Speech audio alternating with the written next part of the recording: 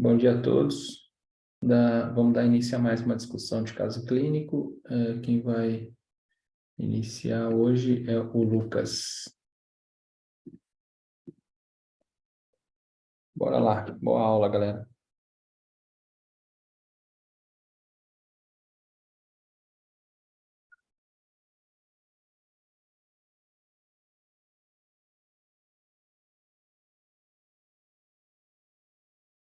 Então, bom dia, o meu nome é Lucas, eu sou o R2 aqui do Hospital Maternidade Frei Galvão. Hoje eu vou apresentar um caso orientado pela doutora Renata. Então, a história clínica se trata de uma paciente do sexo feminino com 22 anos.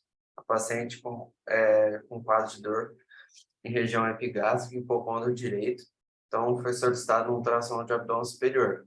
Essa paciente, ela veio ao hospital em duas ocasiões diferentes. Então, a primeira, eu vou trazer as fotos do primeiro momento e do segundo momento também. Foi do pronto-socorro, então, é isso? Isso. Beleza. Alguém quer descrever?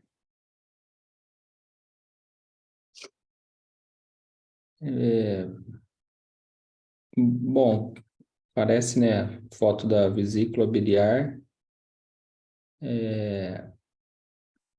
pobre em bile, né? E tem uma imagem ecogênica linear no interior.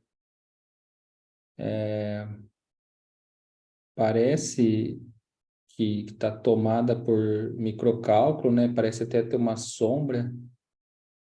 Então, imagino que possa ser uma vesícula biliar aí com microcálculos e com jejum inadequado ou até com jejum adequado, mas com múltiplos cálculos mas e ou acho que é isso. Alguém quer falar aí, Mate?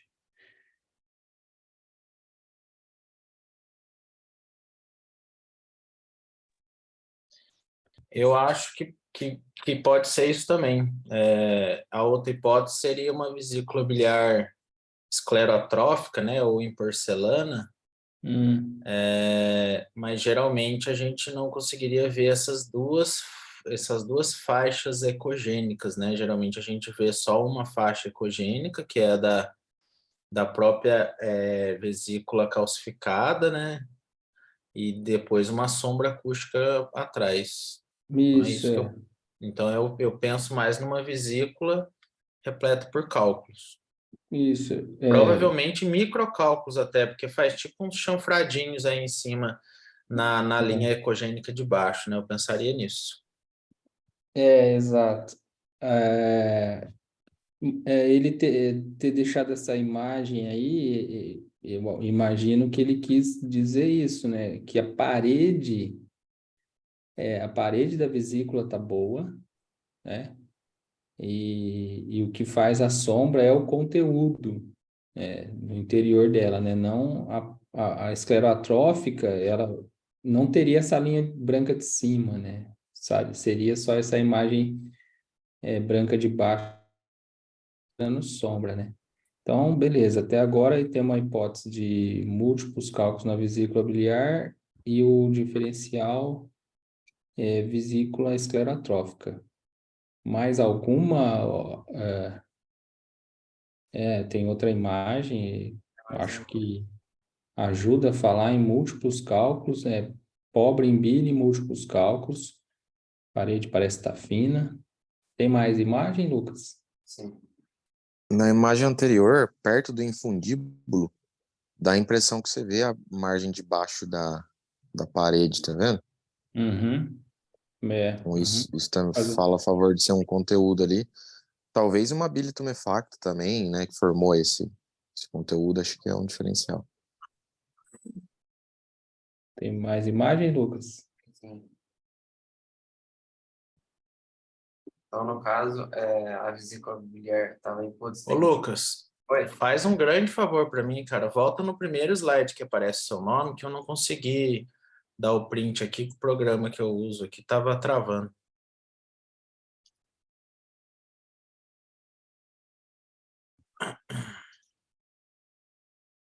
Pode ir? Bom, não deu certo.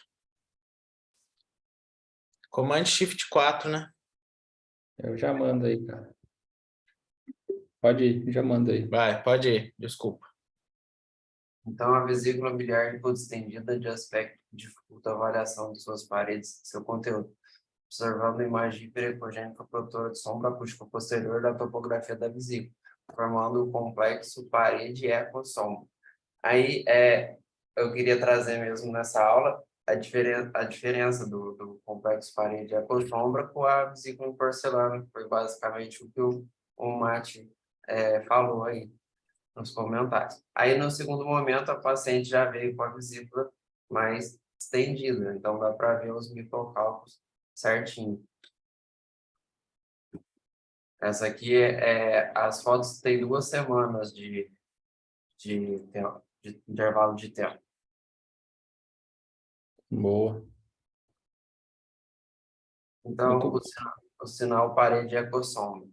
A gente consegue ver uma linha hiperecogênica curvilínea representando a parede da vesícula biliar, um fino espaço hipoecogênico representando uma pequena quantidade de bile e uma linha hiperecogênica curvilínea representando a superfície proximal dos cálculos biliares e a sombra acústica distal, a superfície dos cálculos biliares.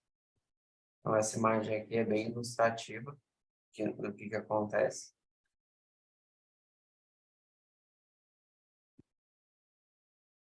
O sinal sugere um cálculo biliar grande ou múltiplos cálculos biliares pequenos preenchendo o lumen da vesícula biliar contraída, ou com visualização incompleta. O reconhecimento desse achado ajuda a evitar a interpretação errônea de uma vesícula biliar cheia de cálculos como um alço intestinal.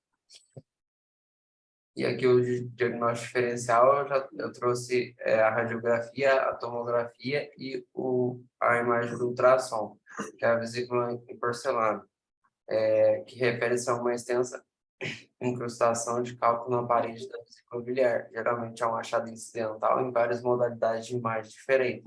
Então, aqui, principalmente na imagem do ultrassom, a gente consegue ver só a imagem da parede da vesícula, uma sombra acústica posterior.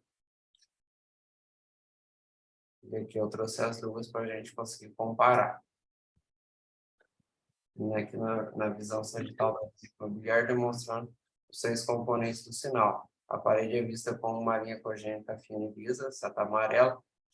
O eco como uma linha congênica mais irregular, que é azul, e a sombra uma linha escura posterior. No caso, é a linha verde. E aqui do lado, a parede da vesícula calcificada com a sombra acústica posterior, evidenciando a vesícula em porcelana. E aqui foram as referências que eu utilizei. beleza. Obrigado, viu? Sinal parede, É, eco, sombra. isso. Beleza. Muito bom. Casinho bem ilustrativo aí. Obrigado pela apresentação aí, Lucas. Nada. Posso dar continuidade? Pode sim, João. Vamos lá. Bom dia a todos, meu nome é João Pedro, sou R1 aqui do Hospital Maternidade Pegão.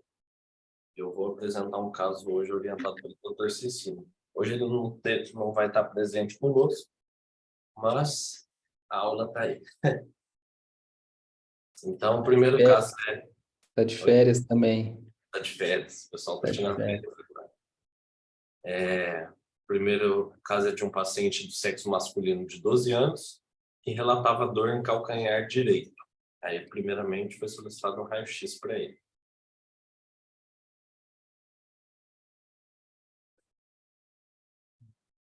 Alguém quer discutir as imagens aí, os achados?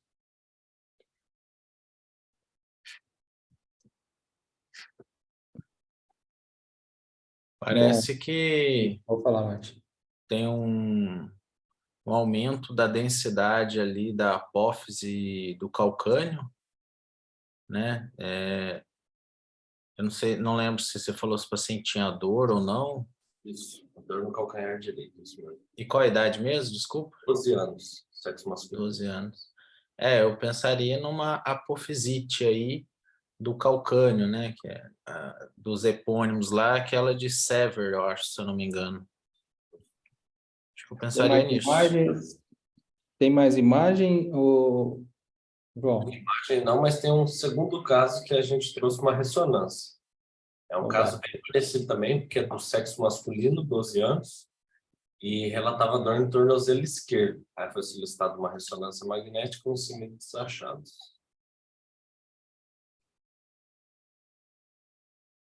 Parece que a gente está falando de coisas parecidas, né? Não sei se é a mesma coisa, Uhum.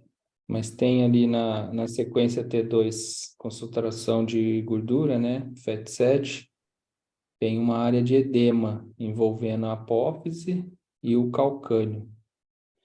E no T1 turboespinético tem um baixo sinal, né? Na apófise do calcânio também. Tem mais imagens? Não, agora seria a hipótese. Legal, então acho que é isso. A hipótese é isso, uma apofisite do calcânio, né? Um epônimo, qual que é o epônimo mesmo? Seven. Sever. Sever. Então vai. Acabou concluindo que era um edema da apófise do calcânio associado a edema da medular óssea do calcânio adjacente, inferindo a apofisite do calcânio, que é o que o Mate falou, doença de Sever. Então, a doença de Sever, também conhecida como apofisite calcânea, é uma desordem óssea dolorosa da apófise do calcânio, gerando inflamação da placa de crescimento local. A apófise é uma saliência normal dos ossos ou estruturas cartilaginosas em que se verificam articulações ou inserções musculares. O tendão de Aquiles, que é o tendão mais forte do corpo, ele se liga à placa de crescimento no calcanhar. A depender do tipo e intensidade do esforço físico aplicado nele, ele pode contribuir na inflamação local, gerando edema e hipersensibilidade de dor. As causas são atividade física em excesso de alto impacto, patologias ortopédicas, como, por exemplo, o encurtamento do tendão de Aquiles, a utilização de calçado sem amortecimento, padrão de crescimento acima da média, fazendo com que os ossos da criança se desenvolvam mais rápido que os músculos e tendões. Então, a patologia, durante o pico de crescimento da puberdade precoce, o calcânio, às vezes, ele cresce mais rápido que os músculos e tendões das pernas. O tendão de Aquiles se liga à placa de crescimento no calcanhar, e com o passar do tempo, o estresse repetido do tendão de Aquiles, o qual pode estar encurtado, ajuda a danificar essa placa de crescimento, gerando, então, microtraumas no local, dando aquele aspecto que a gente viu principalmente no raio-x. A epidemiologia geralmente se apresenta em crianças e adolescentes ativos. 61% dos casos é bilateral, ocorre com maior frequência entre os 7 e 15 anos de idade, sendo que a maioria dos casos concentram-se entre os 10 e 14 anos. Mais prevalente no sexo masculino, sendo que é de 6 para 1. E existem algumas associações, algumas condições que aumentam a possibilidade de se ter a doença. Que é a arcada plantar plana, que é o pé chato, ou alta, que é o pé cavo, que afeta o ângulo do calcanhar no pé, causando tensão e encurtamento do tendão de Aquiles. A síndrome da perna curta é o que faz com que o pé da perna mais curta ela dobra para baixo para alcançar o chão, puxando o tendão de Aquiles. E excesso de peso ou obesidade, colocando pressão excessiva na placa de crescimento do pé. Os sintomas, sendo o principal deles, é a dor posterolateral no calcanhar, o edema e hiperemia local, dificuldade para deambular e desconforto ou rigidez matinal. No raio-x, as radiografias do pé geralmente são normais e a identificação radiológica sem informações clínicas não é confiável. Quando presentes os sinais radiológicos, ainda que inespecíficos, são o aumento da densidade da epífise do calcânio e fragmentação da epífise do calcânio. Então, aqui eu trouxe um outro raio-x. em que há um aumento da densidade apofisária do calcânio com fragmentação associada. Está bem parecido com o nosso caso. Esse aumento aqui, ó, da densidade posterolateral. No ultrassom, se unilateral, ela pode apresentar espessamento assimétrico e, em alguns casos, pode estar associada a bursite retrocalcânea. A fragmentação da apófise com aparência de dentes de serra, às vezes pode ser visível no ultrassom. E uma informação importante é que tem um aumento da vascularização local ao Doppler. Então, aqui a gente trouxe um ultrassom com varredura longitudinal, que é um aumento da vascularização estudo Doppler. Então, o médico realizou esse exame e fez um estudo comparativo, e à direita a gente consegue ver o aumento da vascularização e aquele espectro em dente de serra. Ela não fica uma borda plana, não fica homogênea, ela faz esse aspecto que serrilhado. E na ressonância, é considerado o método de exame de imagem mais preciso na avaliação do dano da epífise e pode apresentar alterações edematosas dentro da apófise do calcânio, possivelmente estendendo-se para a tuberosidade calcânea adjacente, e também pode mostrar derrame bursal retrocalcâneo. Aqui eu trouxe um T1 FET7, T2 FET7, evidenciando o edema da medula óssea dentro da apófise do calcânio, estendendo-se para a tuberosidade calcânea adjacente. Então, tanto o raio-x quanto a ressonância foi bem parecido com o do nosso caso. O tratamento é conservador e engloba não só a limitação de atividade física, como também a utilização de calçado bem ajustado. A terapia complementar pode ser feita através de palmilhas de amortecimento e fisioterapia adjuvante, anti-inflamatório e analgesia. O conselho padrão é reduzir a atividade física, principalmente aquelas de alto impacto. Aqui são minhas referências. E queria agradecer a oportunidade de mais uma aula. Mesmo se não estando presente, agradecer ele também pelo caso. Valeu, Lu. Beleza, valeu, João. Valeu, Muito, obrigado. muito bom o casinho. Então, tem algumas patologias que acompanham, né, o desenvolvimento aí da criança quando ela passa para período de criança para adolescência, né, que é relacionado a crescimento, né. Uma delas é essa, a outra é os Guttschlatter lá, né, que também é uma alteração ali da inserção do tendão patelar na tuberosidade anterior da tíbia, né? E não sei se vocês lembram também de um casinho de doença de Hirayama, que é na coluna, né?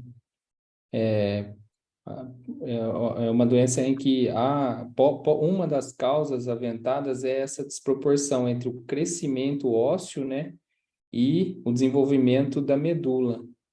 Então, às vezes, no estirão ali, o osso cresce mais rápido do que o sistema nervoso acompanha, e por ter essa desproporção de crescimento, a medula sofre, e a medula acaba sofrendo microtrauma, injúria microvascular, e dá uma hemiatrofia também na medula, e geralmente é unilateral.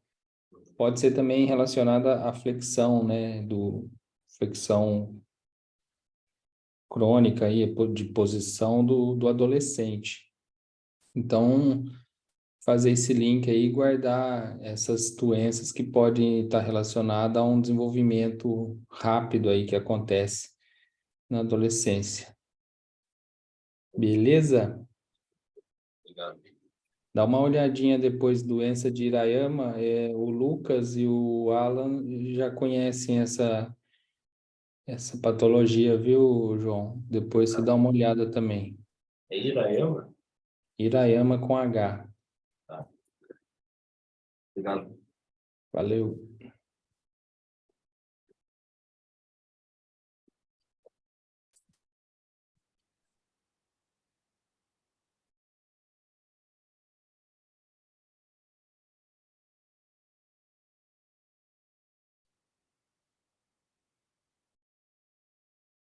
Estão conseguindo ver o slide? Sim. Bom dia a todos. Meu nome é Alan, sou residente aqui do Hospital Maternidade Frei Galvão. Vou apresentar um caso orientado pelo Dr. Alex. Nosso paciente é um paciente de sexo masculino de 25 anos. Ele vinha com um histórico de uma agenesia testicular direita e o exame era para investigação para neoplasia testicular. Era isso que a gente tinha de história. Foi solicitada uma ressonância magnética da pelve. A gente tem os cortes axiais.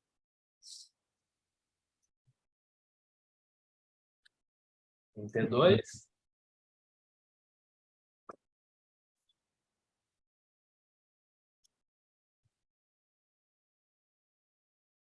Alguém quer descrever as imagens aí? Eu conheço o caso. Marcão conhece o caso, Marcão?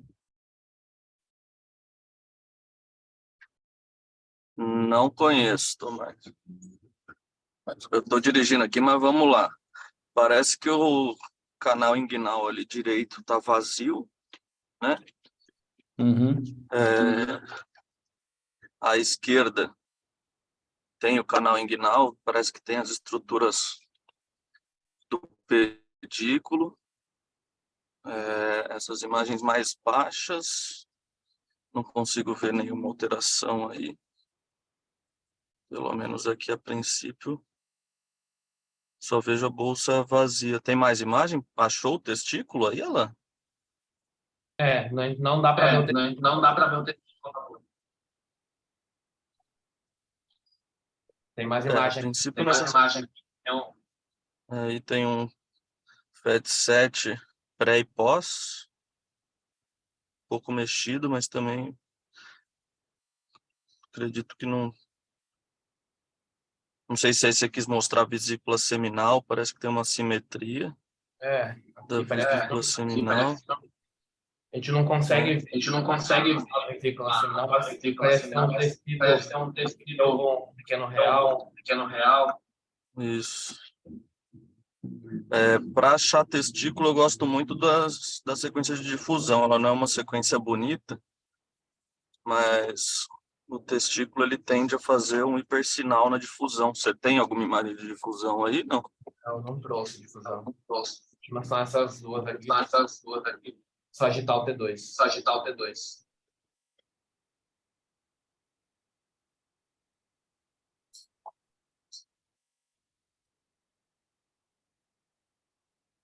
Não sei se tem um tecido prostático aí ou se não tem. Essa imagem acho que não ficou muito. Era bem discreto. Bem discreto. Mas era bem tecido prostático. Acho que Marcão, essas a discussão é essa mesmo. Foi assim que eu fui discutir, entendeu? Acho que isso que eu consegui ver aqui com o movimento aqui do carro. Então, Mas acho que é isso, essa simetria. Pode falar, Tom. resumindo os achados, né? Uma simetria da vesícula seminal, testículos não visualizados. Eu acho que é isso que ficou de relevante, né? Então, talvez uma malformação congênita relacionada ao desenvolvimento dos caracteres sexuais masculinos. É isso? Exato. Isso aí. Na sequência. Querem falar mais alguma coisa? Pode dar sequência.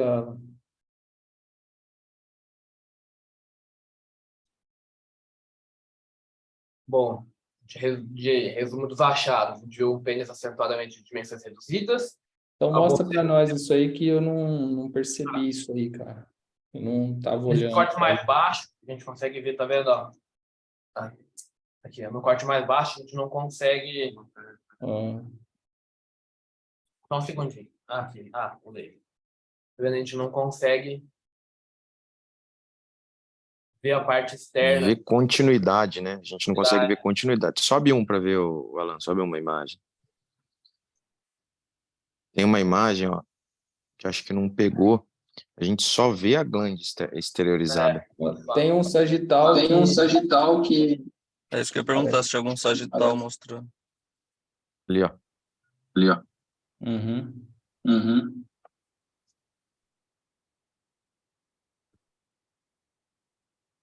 O fato é mais um caso de discussão mesmo, não diagnóstico, porque estavam procurando testículo num paciente que, para mim, não tinha nem bolsa testicular, entendeu? E você sabe dizer se ele tinha os rins? Não tem essa informação. Não tem isso. Aí peguei os coronais também, que às vezes faz um FOV maior, Não achou. não pegou. Não viu. Beleza, pode ir lá. Então, a bolsa testicular de dimensões totalmente reduzidas, interrogando uma fusão labial, sem evidência de testículo, a ausência do cordão espermático direito, artéria testicular e plexo campaniforme, bem como do músculo cremastério, a ausência do ducto deferente esquerdo, a ausência das vesículas seminais, destacando-se aquela imagem sólida alongada no leito da vesícula seminal, de contornos regulares, que ficou indeterminado, mas podia, no diferencial ali, a possibilidade de um testículo direito atrófico ou podemos um tecido fibrótico. E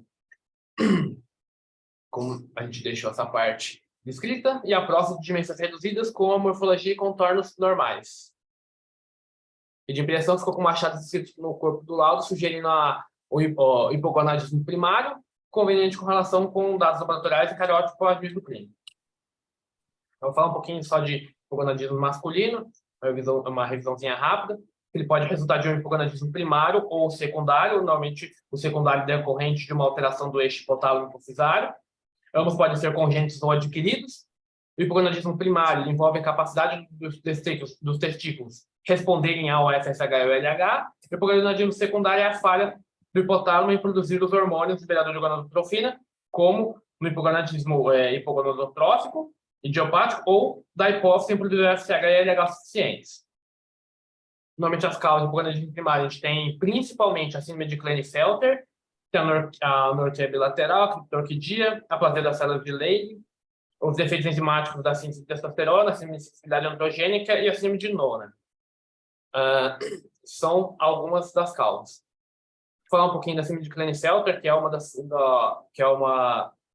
no nosso caso, era uma que mais se assemelhava aos achados do paciente.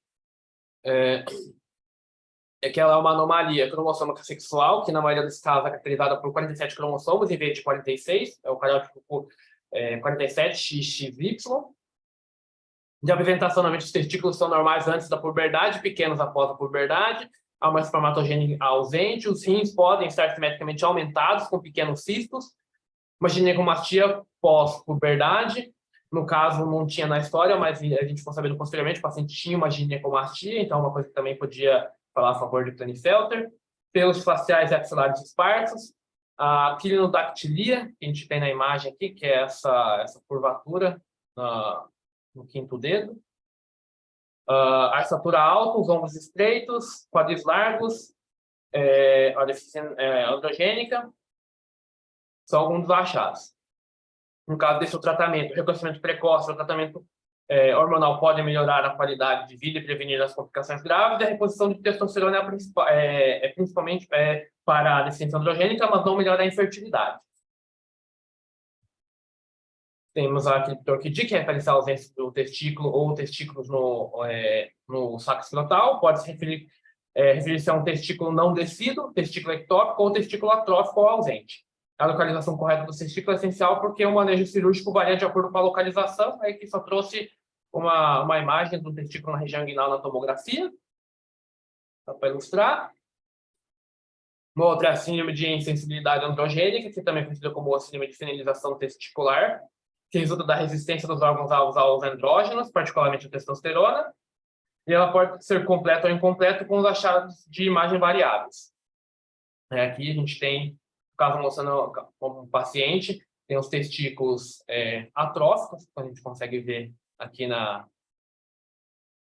nos cortes axiais, e aqui no sagital a gente não vê o órgão sexual masculino exteriorizado, a gente tem mais a parte do terço distal da vagina presente. a síndrome de Nolan, que é a síndrome que é um distúrbio genético frequente de origem autossômico dominante. Normalmente, as etiologias dos achados semiológicos prevalentes são alteração cardiovascular, baixa estatura, atraso no desenvolvimento neuropsicomotor e dismorfismo facial. Os meninos, eles apresentam testículos subdesenvolvidos ou testículos que não sofreram processo de deslocamento para a bolsa testicular. O atraso da puberdade pode ocorrer tanto em meninos como em meninas, em homens jovens, como a síndrome de Nolan pode apresentar uma baixa concentração de testosterona e o paciente ser infértil. Eu queria trazer para vocês um resumo rápido. Chefe, quer acrescentar mais alguma coisa? Eu quero falar uma informação que esse exame eu deixei ele descritivo, e aí quando o paciente chegou, o pessoal do hospital me entrou em contato e falou: o paciente está aguardando aqui. Ele falou que vai comprar alguma coisa e já volta. Aí eu perguntei como é que eram as características do paciente, né, para saber. E não fiquei informando muito para não enviesar, mas falei: ele era obeso? Como é que ele era? E a resposta foi exatamente essa. Falou: doutor, ele tinha umas características meio femininas. Quadril largo, rosto meio fino e tal. Então eu acredito que seja Klinefelter esse paciente aí. Acho que eu pedi pro Alan colocar pra gente discutir mais os achados mesmo, porque fica difícil falar assim. Marcão, só pra você saber, tinha hipersinal, pouco hipersinal no cordão, aquilo que parecia ser mais fibrótico, e aquele tecido na difusão, né, e aquele tecido que era em topografia da vesícula seminal, ele tinha hipersinal na difusão, por isso que eu descrevi até como possibilidade de testículo, tá? E é isso, o paciente, na verdade, ele tinha características fenotípicas que não batiam com a genesia só, criptorquidia, nada disso, né? E não ia achar testículo mesmo, porque para mim nem bolsa testicular era como se fosse uma fusão labial mesmo, entendeu? Que é Você mais pra lembra, acho gente... que uns 4, 5 anos atrás, a gente pegou um caso bem parecido, lembra? No Frei. Sim, lembro. Mas aquele era... Aquele era para pesquisa de infertilidade. Sim, mas aquele era um paciente que não tinha nem pênis. Qual que era a É, síndrome mesmo? Deixa eu lembrar. Era putz, Rokitansky. Era síndrome Rokitansky ele. ele não E tinha nenhuma estrutura, né? Não tinha isso, próstata, não tinha nada, era, não tinha nada, era era só vazio. bexiga e reto. Isso. E era a síndrome de Rokitansky, aquele lá. E aí esse também, assim, se examinasse o paciente com cuidado ali, ia já direto pro cariótipo, né? Lógico, pedir uma ressonância para ver, tudo bem. Mas eles falaram que não palpava o testículo direito. Não palpa nada porque não tem bolsa testicular, na verdade, né? E é mais um caso demonstrativo do que, na verdade, né? Porque tem bastante achado. Achei legal trazer ele para a gente discutir. Show, Muito bonito bom, caso. caso raríssimo, né? Pelo menos para chegar na imagem aí, muito bom. Obrigado aí por compartilhar, cara. Muito legal. Bom, a gente tem um tempinho ainda. Pode mandar o anfitrião para mim? Já está comigo já? Bom, vou mostrar. Passa já um minutinho, chefe. Acho que já está. Prontinho, já tá já. Primeiro eu vou mostrar um casinho bem simples aqui, mas para falar protocolo bem feito.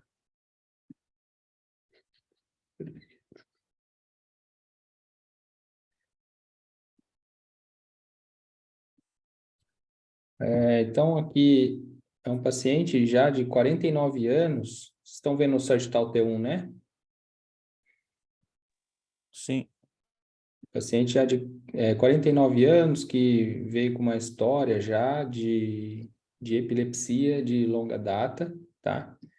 Então, a gente fez um protocolo para epilepsia, em que a gente acrescenta cortes mais finos dos hipocampos, tá? E o importante é colocar um coronal T2 e um coronal flare, tá? Então, a gente observa aqui no coronal T2 que tem já uma redução volumétrica da porção mesial do hipocampo esquerdo, tá? Olha a diferença em relação ao direito. Aqui está tão exuberante que a gente já consegue no T2 mesmo perceber a alteração do sinal. E quando a gente faz o coronal flare, a gente consegue ver uma nítida alteração do sinal aqui da porção mesial do lobo temporal, ou seja, o hipocampo, né, em relação ao direito, tá? Então, o diagnóstico é esclerose mesial temporal, e o interessante aqui é mostrar que é um aparelho de 0,3, bem ajustado, então você quase não tem artefato, ficou uma qualidade de sinal ruído muito boa, e então a gente conseguiu fazer o diagnóstico por conta disso. O mérito aí é do Jorge, acho que o Jorge está acompanhando a aula aí, né? Tá aí, Jorge? Tô aqui, doutor. Então, ó, um aparelho bem ajustado, olha só, como faz imagem bonita, e apesar de ser de baixo campo, tá? Então, não subestimem o baixo campo. Tá joia? Tá aí, ó, imagem bonita aí. Agora eu vou mostrar só um minutinho que eu vou mostrar um outro caso, e esse próximo caso, ele faz link com a aula do Alan e do Alex.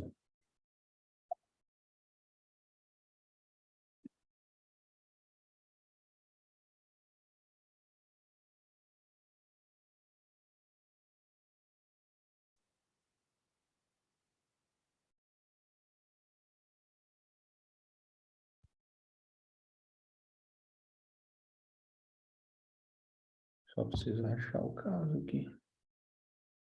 Só um minutinho.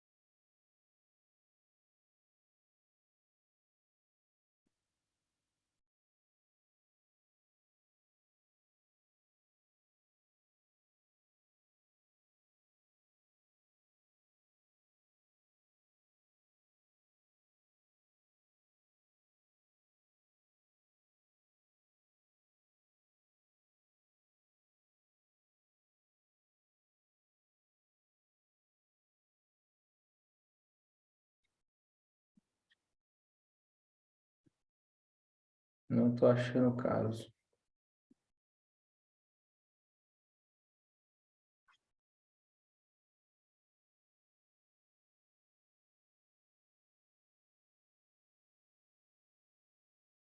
Ah, que não está nesse PC, cara.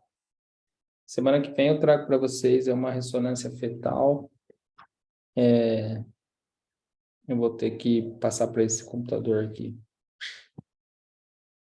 Então é isso. Alguém quer mostrar algum casinho? Não? Galera, então nós vamos encerrar por aqui. Aparece aí, pessoal, para eu tirar uma foto.